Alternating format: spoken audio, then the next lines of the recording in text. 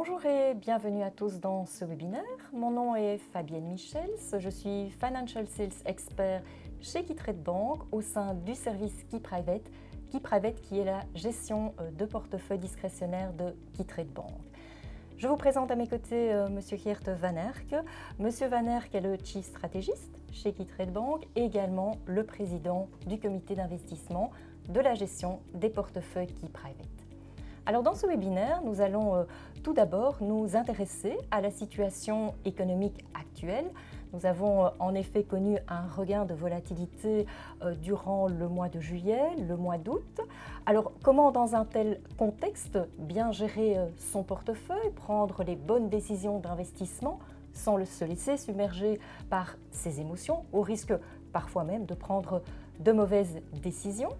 Nous allons également vous expliquer pourquoi il est important, indispensable d'investir plutôt que de laisser son argent sur un carnet d'épargne. Et enfin, nous vous présenterons notre solution de gestion de portefeuille KeyPrivate. Alors, durant tout ce webinaire, vous avez la possibilité de poser vos questions via le chat disponible sur votre écran. N'hésitez pas, nos experts sont là pour répondre donc à toutes vos questions durant le webinaire, mais également durant environ une trentaine de minutes après donc la fin de cette présentation. Alors durant donc le mois de juillet, le mois d'août, nous avons, comme je l'ai dit, connu un regain de volatilité sur les marchés boursiers. Plus précisément, début du mois d'août, le lundi 5 août, les marchés boursiers ont, pour la plupart, les indices ont connu une baisse importante. Les médias ont d'ailleurs qualifié ce lundi 5 août de lundi noir. Alors, Geert, peux-tu nous expliquer ce qui s'est passé? Au début du mois d'août, nous avons de nouveau connu une période de volatilité élevée sur les marchés boursiers. D'où est venue cette volatilité élevée? Tout a commencé au Japon. Au Japon, la Banque centrale monte ses taux officiels. Parce que, vous le savez, en Europe et aux États-Unis, les banques centrales sont en train de réduire leurs taux officiels. Mais au Japon, la Banque centrale monte ses taux officiels et évidemment, la hausse des taux renforce les yens par rapport au dollar et à l'euro. Et de cette façon, certains investisseurs japonais sont devenus un peu inquiets sur les perspectives d'exportation pour les sociétés cotées en bourse japonaises. De cette façon, ils ont vendu, ils ont réduit leurs expositions aux actions japonaises. Et les autres marchés, l'Europe et les États-Unis, ont suivi l'exemple du Japon. Là aussi, les investisseurs sont devenus plus inquiets sur les perspectives de la croissance de l'économie mondiale. Les craintes d'une récession globale ont monté et de cette façon, la grande majorité des investisseurs a vendu ces actions et en général, le lundi 5 août, le lundi noir, la grande majorité des indices boursiers ont perdu entre 5 et 10%, Fabienne. Tout à fait. Donc, comme tu l'as dit, cela a commencé au Japon, puis s'est propagé sur les autres marchés. Donc, évidemment, quand on entend des informations négatives, on s'est réveillé le lundi 5 août en entendant déjà la baisse sur les marchés asiatiques avant l'ouverture des marchés européens. Eh bien, des informations négatives dans les médias, éventuellement sur les réseaux sociaux. Très vite, eh bien, c'est difficile de garder la tête froide et très vite, on peut être pris par la panique, l'angoisse, la peur. Et là, c'est tout le rôle en fait des émotions qui peuvent venir influencer nos choix d'investissement. Peux-tu justement nous expliquer le rôle des émotions dans les choix de l'investisseur? Je pense ou je suis convaincu qu'aujourd'hui, les émotions sont très importantes sur les marchés. Je pense avec l'arrivée des réseaux sociaux, les investisseurs réagissent plus vite, plus émotionnels. Et le cycle émotionnel que vous pouvez voir sur votre écran est devenu très important aussi pour nous dans le comité d'investissement pour prendre des décisions à investir. On sait par expérience que quand les bourses performent très bien, pendant des années, les indices montent, la grande majorité des investisseurs devient très optimiste. Et à ce moment-là, quand la grande majorité des investisseurs est optimiste, il faut faire plus attention, il faut être alerte parce qu'à ce moment-là, l'histoire nous montre qu'un retournement de la tendance est proche ou une correction globale est proche. Aussi, on remarque qu'après de larges corrections en bourse, la grande majorité des investisseurs devient très pessimiste et de nouveau, on sait là, quand la grande majorité des investisseurs est très pessimiste, il y a des opportunités à l'achat. Et aujourd'hui, nous avons accès à des indicateurs sur le sentiment et aussi ces indicateurs sur le sentiment peuvent nous aider dans le comité d'investissement de prendre des décisions dans notre stratégie d'investissement. Je pense que la correction qu'on a eue début août est toujours liée aux émotions des investisseurs. Parce qu'on remarque que pendant l'été 2024, la grande majorité des investisseurs étaient très optimistes. Sur votre écran, vous pouvez remarquer qu'aux États-Unis, par exemple, le sentiment optimiste parmi les investisseurs individuels était à 64,2%. Donc, presque 2 sur 3 investisseurs individuels américains étaient très optimistes pour le futur des marchés des actions américaines. Vous remarquerez aussi que ce niveau de 64,2% est le plus élevé pendant des années. Ce sentiment très optimiste parmi les investisseurs américains, c'est surtout la raison principale pour la correction que nous avons vécue au début du mois d'août. Maintenant, après la correction, on voit de nouveau que la grande majorité des investisseurs américains est à des niveaux plus neutres, donc plus normal. Et aujourd'hui, nous ne sommes pas du tout inquiets par le sentiment très optimiste. On remarque très bien que la grande majorité fait toujours l'erreur d'acheter au plus haut des marchés et après une correction de 30 ou 40%, on vend, on est en panique, on prend donc la mauvaise décision et on vend au plus bas. Qu'est-ce qu'on voit sur le graphique? D'abord, en noir, on voit l'évolution de l'indice S&P 500. C'est l'indice de référence pour les investissements en actions américaines. Et les barres en bleu représentent les flux vers les fonds d'investissement en actions américaines. On prend l'exemple des années 2000, 2001, 2002. C'est la crise du secteur de la technologie aux États-Unis. On remarque qu'en 2000, au top du marché, la grande majorité des investisseurs américains achètent donc des fonds qui font des investissements en actions américaines. Et puis, la correction arrive, les indices perdent 40-50%, encore plus pour le Nasdaq, l'indice du secteur de la technologie aux États-Unis.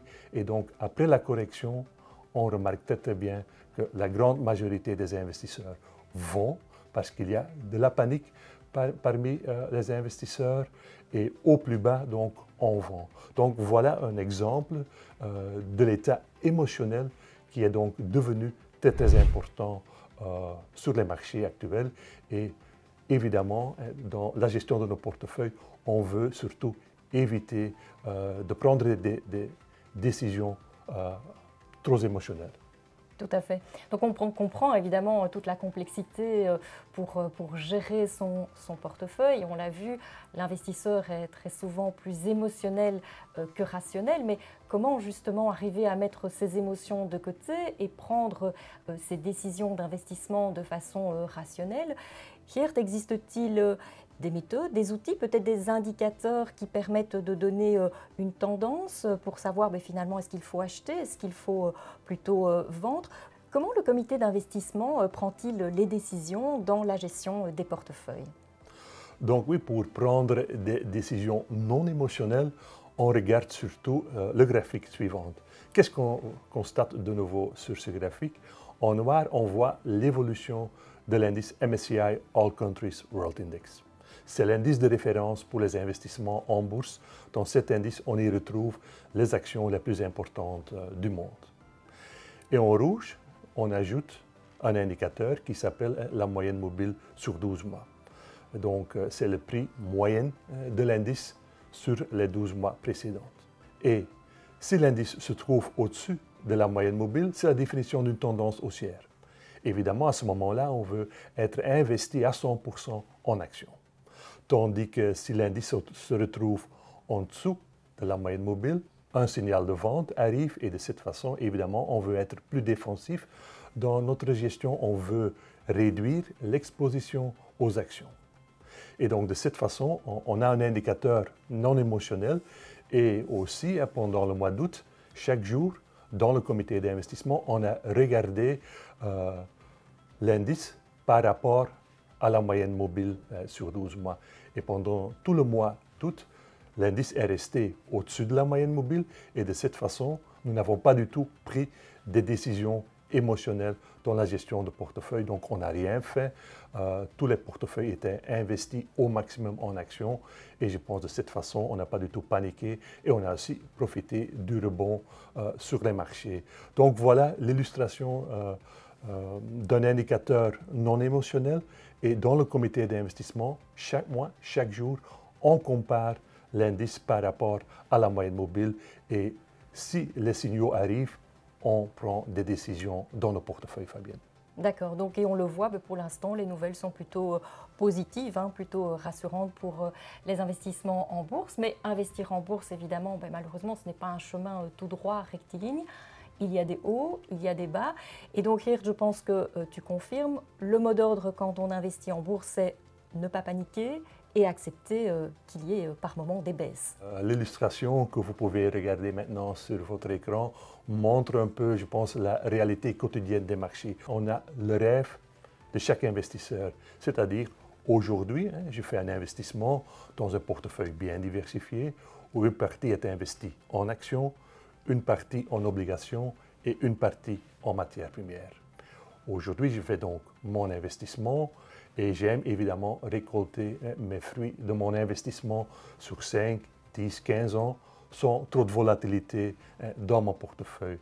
Mais en bas, on voit évidemment la réalité quotidienne et on vient de dire, le début du mois d'août a été très volatile sur les marchés. Donc, il faut, comme investisseur, accepter que parfois il y a des périodes où la performance sera un peu négative, mais ça fait partie du jeu.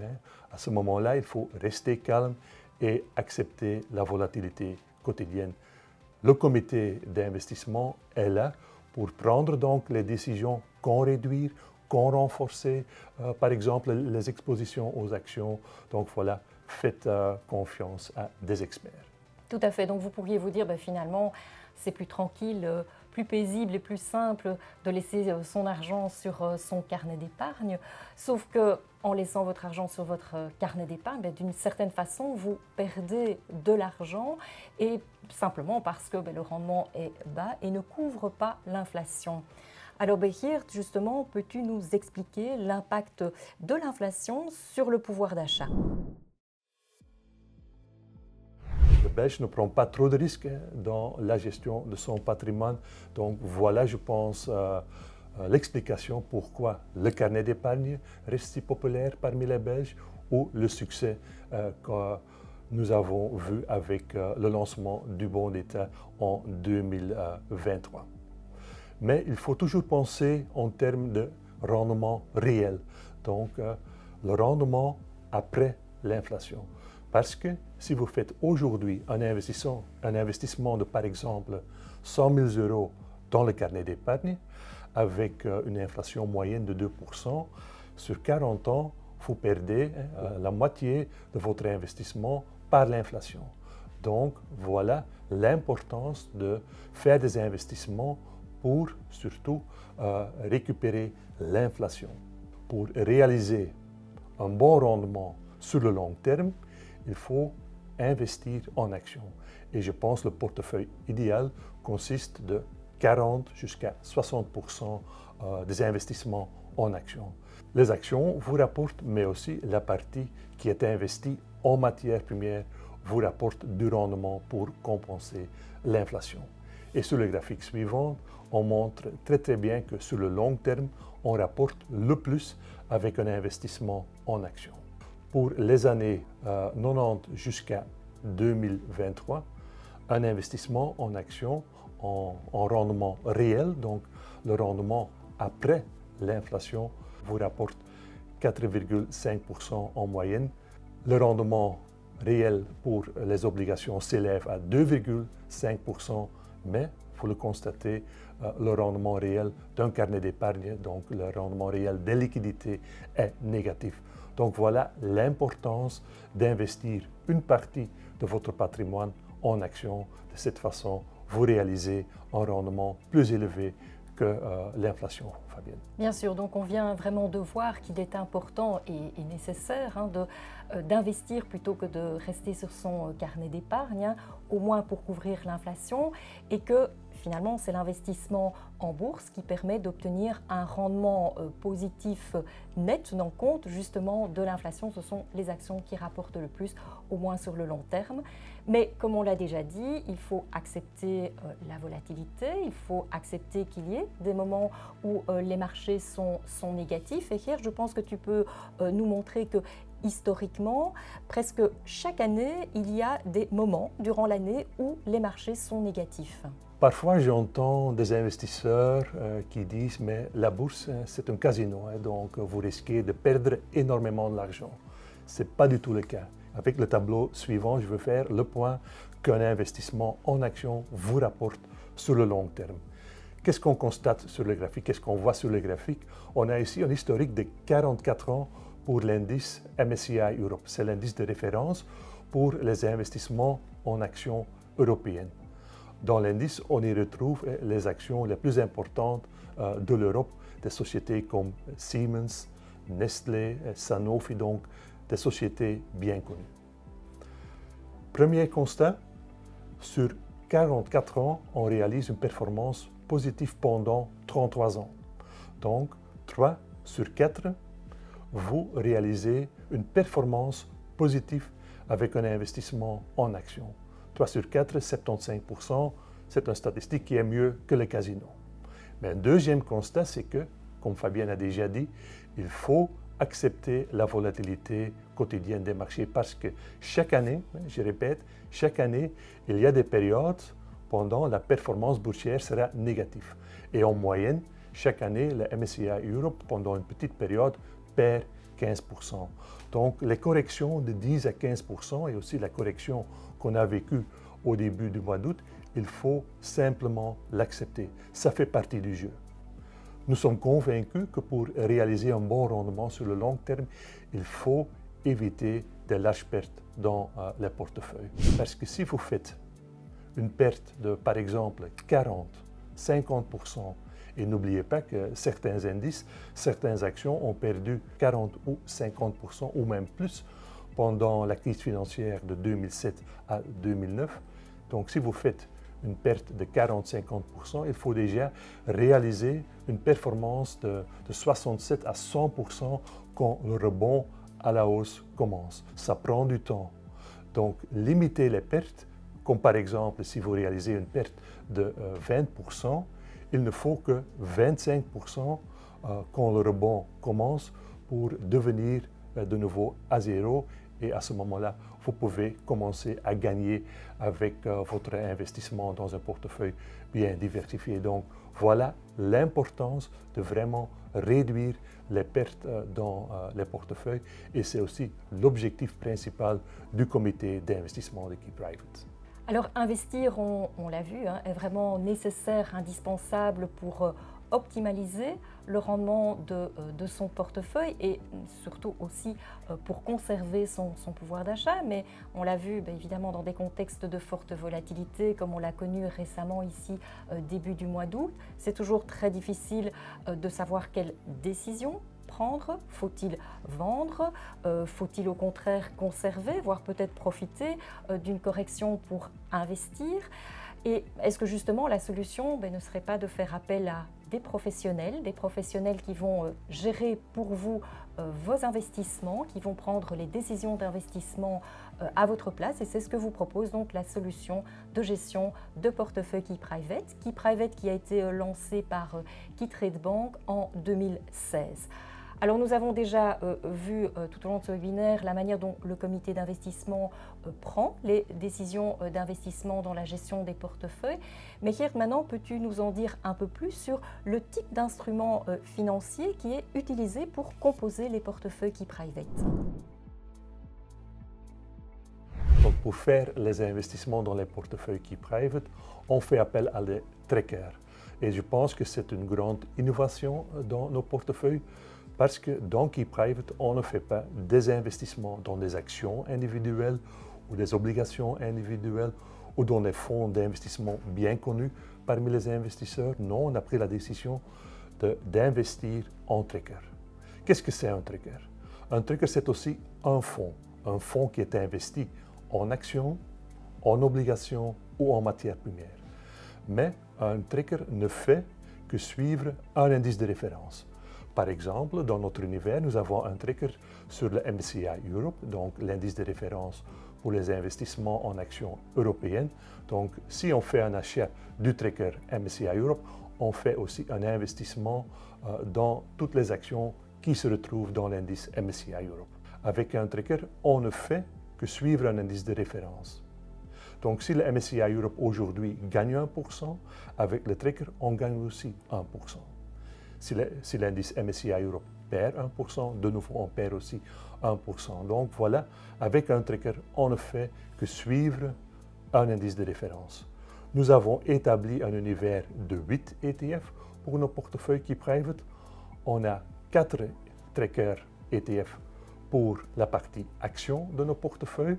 Dans la partie action, on peut investir dans le tracker MSCI World, qui représente surtout un investissement dans les actions les plus importantes des pays occidentaux, mais indirectement, c'est surtout un investissement dans les actions américaines qui représentent 65% du tracker MSCI World. Puis on a un tracker sur les actions les plus importantes des pays émergents avec le tracker MSCI Emerging Markets. Puis on a la partie européenne avec le MSCI Europe, mais aussi le MSCI Europe Small Cap. Le MSCI Europe Small Cap représente les actions de type petite capitalisation en Europe. En Belgique, par exemple, il y a des sociétés bien connues comme Barco, Solvay, Bekaert, Kinepolis. Sur le plan européen, ce sont considérées des actions de small cap, de petite capitalisation. Pour la partie obligations de nos portefeuilles, on sait faire un investissement dans les obligations d'État de la zone euro ou les obligations à haut rendement. Et pour la partie matière première de nos portefeuilles, on sait faire un investissement dans le prix de l'or ou les prix des métaux industriels comme le cuivre, le zinc, l'aluminium. Donc on a un univers de 8 ETF et c'est surtout le comité d'investissement qui va chaque mois analyser quels trackers sont les plus importants pour votre portefeuille. Donc on prend toujours une sélection des trackers les plus intéressants pour votre portefeuille. D'accord, alors voyons peut-être justement, mais concrètement, la composition d'un portefeuille key private. Prenons un profil 5, donc je précise qu'il y a dans la solution key private 10 profils de risque différents. Donc le profil 5, c'est le profil du milieu, hein, le bon compromis, oui. 50% maximum en actions. Comment aujourd'hui ce profil est composé? Oui. Aujourd'hui, nous sommes pour la partie action de nos portefeuilles investis pour 20% dans le tracker MSCI World et 30% pour le tracker MSCI Europe. Je remarque aussi que le niveau de 30% est le maximum qu'on peut investir dans un tracker. De nouveau, on a pris cette décision pour bien diversifier les portefeuilles. Pour la partie obligations de nos portefeuilles, actuellement, nous sommes investis dans les obligations à haut rendement, ce qu'on appelle aussi la high yield, un peu plus de risque, mais aussi un coupon plus élevé que les obligations traditionnelles. Et pour la partie matière première, on est investi moitié-moitié dans le tracker du prix de l'or et aussi le tracker sur les métaux industriels.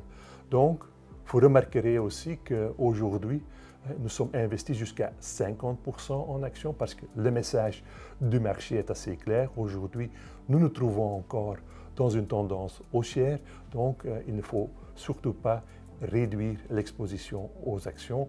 Et aussi, sur les obligations, on est investi dans les obligations avec un peu plus de risque, la high yield, et aussi les matières premières. On fait un investissement dans les métaux industriels. Donc aujourd'hui, notre approche est surtout dynamique. D'accord, mais voyons maintenant les performances historiques de nos portefeuilles key private. Quels sont les rendements de nos portefeuilles sur les 5 dernières années, en précisant bien qu'il s'agit de rendements nets? Oui, donc il faut toujours tenir en tête que chaque fois qu'on fait des commentaires sur l'évolution de nos rendements, on parle toujours des rendements nets, donc après les frais de gestion et aussi les taxes boursières lors des achats et des ventes dans nos portefeuilles. Si on fait une analyse des performances qu'on a obtenues ces 5 dernières années, je pense que les performances sont parmi les meilleures sur le marché belge.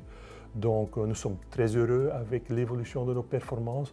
Je remarque aussi à dire que quand on fait une analyse de l'année 2022, une année où les obligations et les actions ont connu des lâches corrections en moyenne de moins 15, moins 20, on a quand même limité les pertes à en moyenne moins 10%. Donc si on prend par exemple l'année 2022, une année qui a été très négative pour les investissements en actions, en obligations, on remarque qu'en 2022, certains indices boursiers, certains indices obligataires ont perdu de 15 à 20%. Nous sommes quand même réussi à limiter les pertes à en moyenne moins 10%. Je remarque aussi à dire qu'en 2022, les fonds de pension en Belgique ont par exemple perdu en moyenne moins 16%. Donc voilà, je pense, l'objectif de vraiment limiter les pertes. De cette façon, on a besoin de moins de temps pour récupérer nos pertes. Et donc, si je peux ajouter un commentaire sur les performances qu'on a réalisées avec nos portefeuilles défensifs et nos portefeuilles équilibrés pendant la période du bon d'État. Donc, vous vous souvenez sans doute que pendant l'été 2023, l'État belge a lancé le bon d'État avec un coupon de 0,81%. Maintenant, le bon d'État arrive à l'échéance. Donc, les investisseurs ont évidemment réalisé le 2,81%, mais après l'inflation qui était en moyenne de 2,50 en Belgique, les investisseurs ont donc réalisé un rendement net de 0,31%. Donc vraiment, je pense, un rendement pauvre pour les investisseurs défensifs. Et si on veut comparer les performances avec les portefeuilles Key Private pendant cette période de 12 mois, là, on voit très bien qu'avec un investissement dans un portefeuille de type 3, donc le portefeuille défensif, on a réalisé un rendement net d'environ 9% et 10% de rendement net pour le profil équilibré, le profil 5. Donc de nouveau, après l'inflation. Donc voilà, je pense, l'importance d'investir dans un portefeuille bien diversifié. Eh bien, résumons les principales caractéristiques de notre solution de gestion de portefeuille Key Private. Le Key Private est donc une gestion discrétionnaire déléguée. C'est donc le comité d'investissement de Key Trade Bank qui gère le portefeuille pour vous, sur base bien sûr d'un profil de risque qui aura été déterminé au départ, choisi parmi les 10 profils de risque existants. Le Key Private est déjà accessible à partir de minimum 15 000 €. Les portefeuilles sont investis en tracker, donc il n'y a pas d'actions individuelles, ni d'obligations individuelles, ni de fonds. Il n'y a pas de frais d'entrée, pas de frais de sortie, pas de frais de courtage, pas de droit de garde. Les seuls frais sont des frais de gestion qui sont de seulement 0,91%, TVA comprise, donc des frais qui sont peu élevés pour un service de gestion de portefeuille délégué. En ce qui concerne les taxes, il y a d'une part la taxe de bourse de 0,12% sur la plupart des trackers. Cette taxe de bourse s'applique à l'achat et à la vente des trackers. Une exception pour les trackers qui investissent en matières premières, où là la taxe de bourse est de 0,35%. Une autre taxe, la taxe sur la plus-value, mais qui elle ne s'applique qu'aux trackers qui sont investis en obligations. Cette taxe sur la plus-value s'élève à 30%. Et donc voilà, je précise bien uniquement sur les trackers en obligations et uniquement calculé sur la plus-value. Alors le Key Private, c'est aussi une équipe, c'est un service dédié qui est là pour répondre à toutes vos questions. Nous avons une adresse mail directe, une ligne téléphonique directe, différente donc de la ligne générale du service client. Donc n'hésitez pas à nous contacter pour toute question concernant notre solution Key Private. Alors le Key Private, vous pouvez bien sûr l'ouvrir en ligne directement via votre accès client. Pour l'instant uniquement en se connectant via le site transactionnel. Très bientôt ce sera également disponible via l'application. Mais bien sûr vous pouvez également nous contacter. Nous ferons un plaisir de procéder à l'ouverture du Key Private avec vous par téléphone.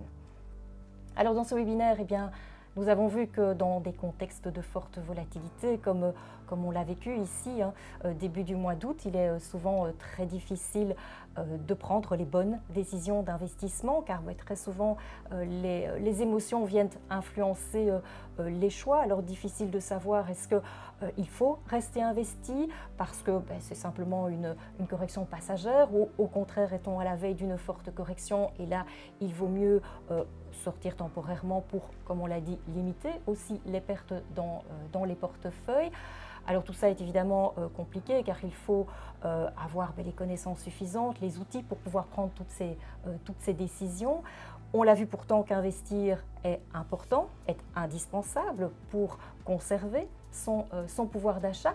Alors, si vous vous dites, finalement, je n'ai pas les connaissances nécessaires, je n'ai pas l'information suffisante, je n'ai pas les outils pour prendre ces décisions d'investissement, simplement vous n'avez pas le temps de gérer vous-même votre patrimoine et de réagir rapidement quand c'est nécessaire, ou tout simplement vous vous dites, je n'ai pas envie de gérer moi-même, et bien dans ce cas-là, la solution Key Private est pour vous.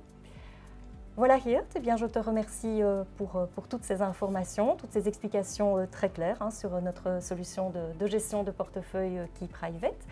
Je vous rappelle que le chat est encore disponible ici pendant une trentaine de minutes, donc si vous avez encore des questions, n'hésitez pas à les poser à nos experts. Eh bien, il ne me reste plus qu'à vous remercier de nous avoir suivis.